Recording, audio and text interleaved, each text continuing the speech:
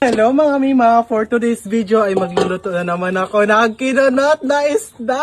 Ayan mga mima, ayan. At dito nga ay nakasalang na itong ating kawali at lalagyan natin ito ng ating pangmalakasang mantika. Ayan. Ayan mga mima, yung mantika natin ay malinis ng malinis. Hindi na po siya used oil. Ayan mga mima, baka ay nako talaga kayo naman din. Okay naman yun mga mima, hindi naman mapait yung niluto ko nakaraan. Okay naman siya, no? Ayan, at dahil mainit na yung ating mantika, ay lilagay na natin itong ating mga ricado mga mima. Uunahin natin itong ating garlic, ayan mga mima, our onion, and then our ginger, ayan, ginger, ayan mga mima. Halu-haluin lang natin mga mima hanggang sa mag golden brown. Ayan. No? So ayan mga mima, okay na to. At ilalagay natin itong ating curry powder. Ayan mga mi. Ubusin na natin. Nabili ko lang to sa palengke mga mima. No? Ayan. Halu-haluin lang natin. At ilagay na natin itong ating gata ng niyog. Kakanggata ito mga mima. Bali, 2 niyog yung ginamit natin dyan. Kaya sobrang napakalapot ng kanyang gata mga mima. Kasi 2 niyog nga kasi. Ayan mga mi. Lagyan natin ng paminta.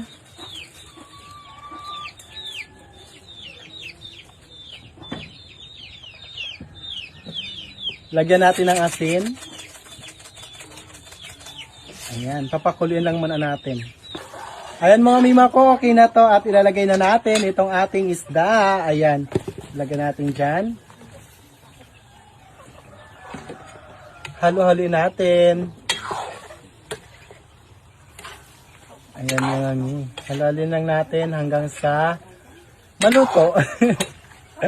Bali papatuyuan natin ito siya ng gata mga mima. Kaya okay lang yan. Kaya, kahit medyo hindi masabaw, no?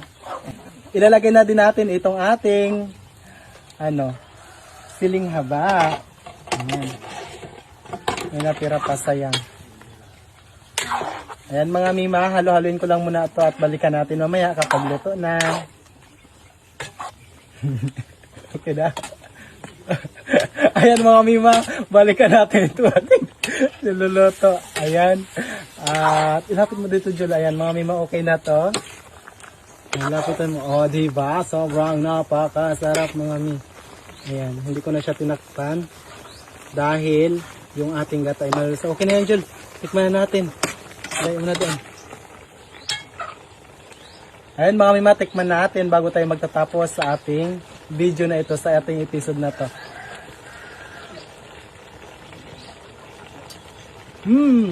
Sobrang sarap mga mi, promise. Ang sarap. Oh, ayan. Ibinalik ko na naman yung sandok. Pasensya na mga mima kasi kami lang din naman baka kain mga mima. Hindi to pang restaurant mga mima ha. Ganon talaga yan dito. So ayan mga mima, hanggang dito na lamang po yung video ko na ito. Maraming salamat po sa inyong lahat, sa inyong walang sawang pagsuporta sa akin. Mapa-TikTok man at dito sa Blue App. Ayan, maraming salamat po sa inyong walang sawang pagsuporta sa akin. Ingat po tayo palagi. And God bless us all. Thank you so much. Bye-bye.